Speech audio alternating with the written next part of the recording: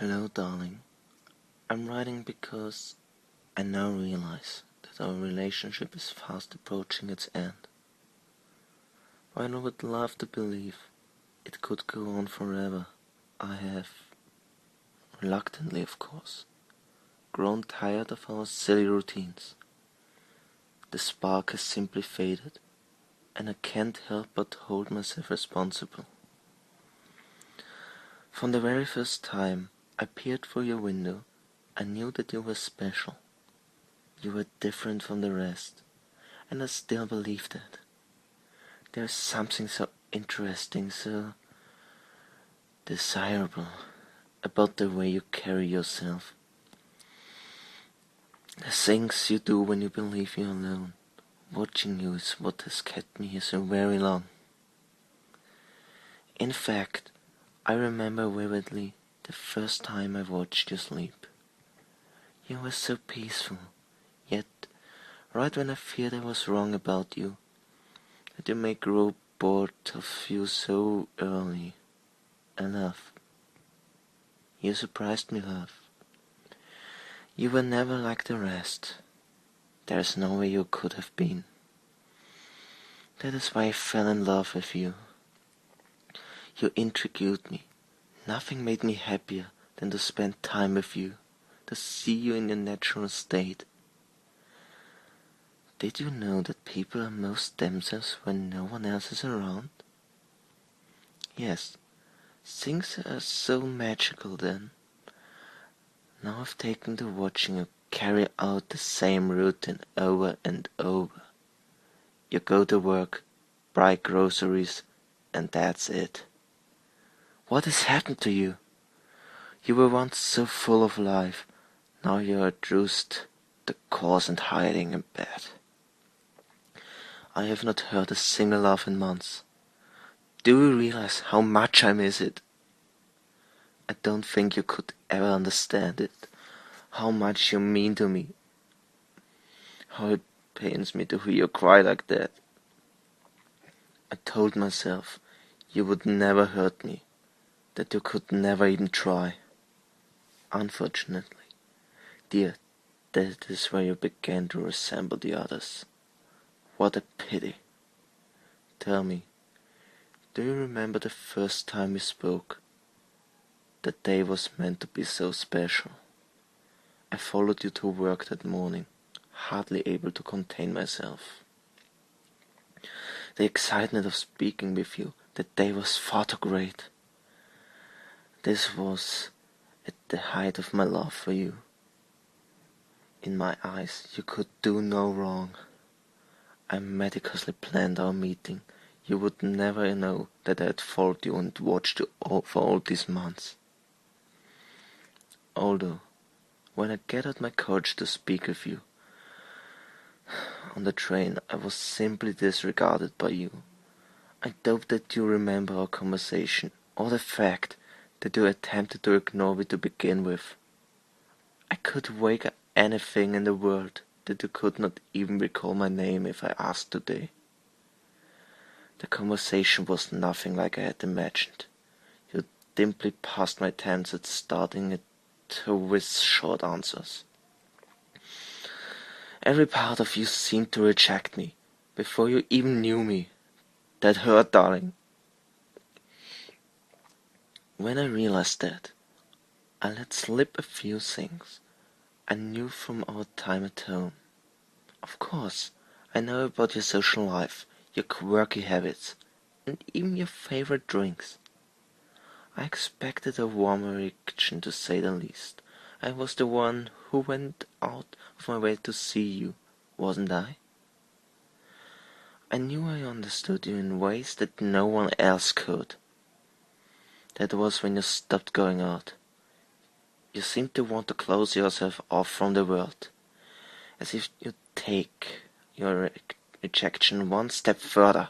Your whimsical nature seemed to go missing once you knew about me. Did you want to hide all of yourself away from me? Do we even take away our time at home? I didn't mean to startle you or scare you away. I love you. I can now say that possibly going to speak with you a second time was my own mistake, and for that I apologize. I was foolish to come to your doorstep, even though I felt like such a familiar terrain. You have to understand how lost I was. I had let my emotions escalate, soon it was not enough to see you, to watch you. No, I needed more of you than that. I needed to interact with you once more.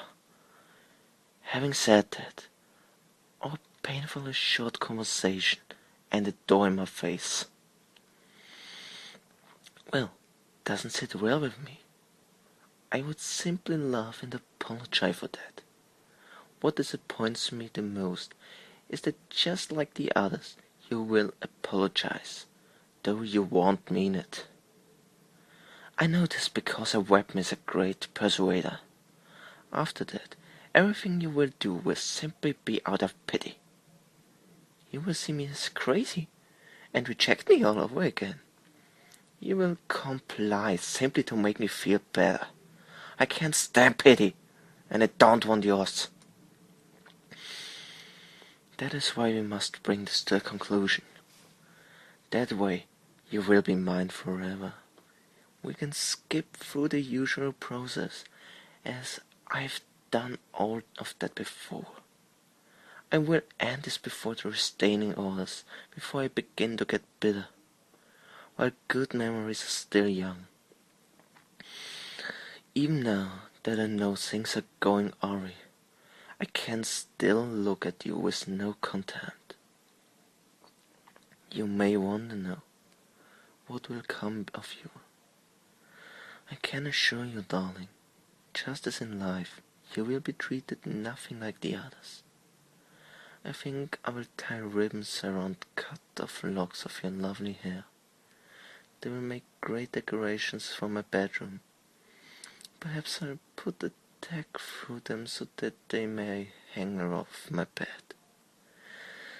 Your ribs may find their way onto my living room wall, especially close to the fireplace.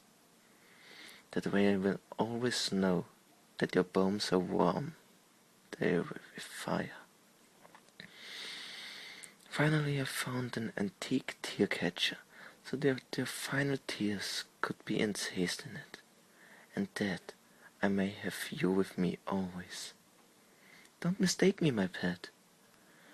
I've never treated anyone or their remains with such reverence. You're special, and you're mine. Even when I'm done with you, and we are separated more permanently, I will still be yours. I will always be yours with each victim that comes subsequently, even if there ever were a person who could return my affections. You will remain special among all of those who have fallen by my hand. Love, your not so secret admirer.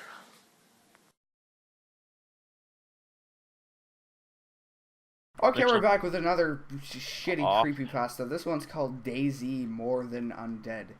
It was a normal day on DayZ, scavenging for supplies, finding weapons, killing other survivors, etc. It seemed like a normal day. But when I was trying to find my friend who had joined late, he said someone was following him. I asked who, but he said he didn't know. After a while, he It's had probably a lost them, black and we guy. found each other around Chernogorsk, where we also found some other survivors. I had forgot to mention earlier that I am a friendly and only attack in self-defense if startled. A while later, after looting out Cherno, we moved on to the next city. That's when things started to lose control. A wider number of infected people came out of nowhere. Spooky. I hope they didn't have malaria. It's 80 spooky, 75 me. At first, we thought it was a script kiddie or a hacker because the only zombie spawn near us was the fire station. But these ones only randomly appeared on the street. After we had wasted all our ammo going through the zombies, I couldn't find anyone I had been with. A while later, My friend got me back on Steam. We thought Steam had crashed again due to the updates or crashes the servers on Steam. That doesn't make any sense. But I found out that it wasn't that. My friend said Steam was still online the whole time, but I apparently put him on hold. I told him that my Steam overlay won't show up because I turned it off to increase the FPS in my games. At that point, we were both confused and also creeped out. My friend asked where did everyone go. When checking the player list, we saw that no one's name had appeared on screen. We thought it was a bug, but I couldn't find any fresh spawns or bandits roaming around Cherno, Electro, or the Air Force bases. I realized that not even the zombies would show up. At this point, we were both confused, and then randomly a loud long beep sound had started to come out of nowhere. Notice how he says out of nowhere sometimes. Wait, where did he say that again? Yeah, out of nowhere, right here. Where was it? I forgot where it was. Something. Somewhere where he was shooting out of the window like crazy. Okay. Just as long continuous beep like your computer crashes. I could see no one and side channel wasn't open either. A while later the server came back and I saw someone text, "Is anyone else hearing this sound?" I tried to respond, but the side channel chat just kept showing symbols like this. What? Not exactly that, but some weird symbols. I realized everyone, including me, started to type them in without trying. We were definitely sure it was a hacker, but then I tried to leave out words in mosaic text like die, I'll kill you, run, hide, but it wasn't even script text. It was too designed to be script. It was too designed to be script. It was too designed to be script. It was too designed. Too designed. Too designed. Too designed. What? I need to zoom out. Okay. Now I lost where it was again. Oh, there. And too texturized to be pictured. Too That texturized. doesn't make any fucking sense. Then No. my screen went black. Once it came back, I saw an endless stole my row of watermelon. hanged bodies appearing out of the dark. The whole abstract background was dark, and I could only run forward from all the hanged bodies beside me and started moving. There were zombies, but you just said they were. Oh no. Oh my you said god, they were Mitchell. bodies. Is there going to be hyperrealistic blood? But walked too survivor-like to be the undead. Then I realized I was walking slower and slower with every pace, and my screen got darker and darker until a loud ringing noise appeared like I was hit in the head with a bat or if you shoot a rocket in an Arma 2 on ACE mod. It got louder and louder as I appeared to the light once, and I could go see it churn us without any trees or buildings, just flat lands, like standing in front of the Great Plains. Then on a hill I saw on a hill a tree on top of like those book covers with the tree. What? And someone sleeping underneath it. I went to move up to it and found that the buildings, houses, and cities on fire with all the survivors running out burning alive. What made it worse is that I could hear the screams on direct chat. Then it went all quiet and I saw a figure walk out of the flames of the fire. He has a zombie figure but with more blood than should be covering him. When he charged at me, it all turned back to normal. I was back at Cherno, where I had ran and quickly disconnected, and I saw a script at the main page that said, "Congratulations, you have passed my test. Do not think of the ones that died or were injured in this incident. Just be happy you're alive." I turned off my computer, and that was the end of that. All normal, no worries. Oh, so you just want to ignore that. Also, he just left you alone just because. Oh. The moral of the story is don't worry if everyone else dies as long as you're alright. Okay. We did it, guys. We found the best writer. I'm leaving.